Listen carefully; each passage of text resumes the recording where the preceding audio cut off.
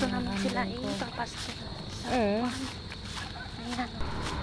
Yan na guys, nandito na kami sa gate ng aming kubo-kubo. Ayan, papasok na natin sila sa gate. Tinalian pala namin isa-isa yan para hindi sila maghiwa-hiwalay. Pagdating doon sa gate, saka namin papakawalan pag nasa loob na po sila. Ayan, tignan nyo naman kung gano'ng kalago ang Takbo na doon! green na green, diba? Oh, Takbo na ang kayo! namin ay 7 lang yan na piraso. Ay, gusto Nag-isa nila. lang yan sila. Kasi Ang damo. yung dalawa, anak na nila yan. Tapos yung 4 pala na kambing dyan ay buntis lahat. Ayan, kaya dyan na namin sila nilagay sa Yung lalaki hindi para natanggalanan? tumaba naman na sila. Kasi pag dito kasi sa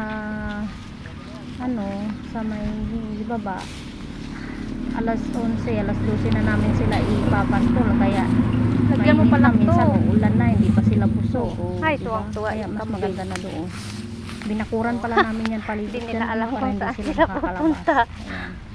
Diba? Tingnan nyo sila kung saan na sila makapunta. Kasi ngayon lang sila nakakapunta dyan.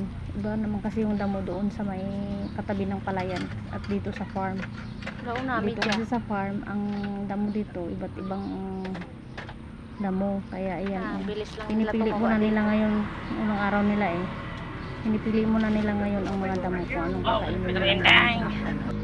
Pupunta na yan sila doon sa may kubo-kubo sa taas. Ayun na sila ikutin nila yan doon sa may kubo. Ayan, kumakain sila.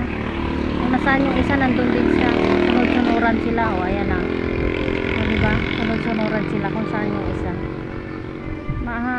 Ano kasi to mahaba din tong video ko. Hindi ko na siya inedit. Basta binidyohan ko na lang yung mga kambing ko. Ayan. Kasi sa taas medyo kuwan yan dyan iba yung may-ari dyan sa taas, kaya nakabako. Kung nagbakod pala dyan ay yung may-ari dyan sa taas, kaya ginawa namin dinoble lang namin na binakuran para hindi makalabas yung aming kambing. Ayan guys, ayan na sila, diba?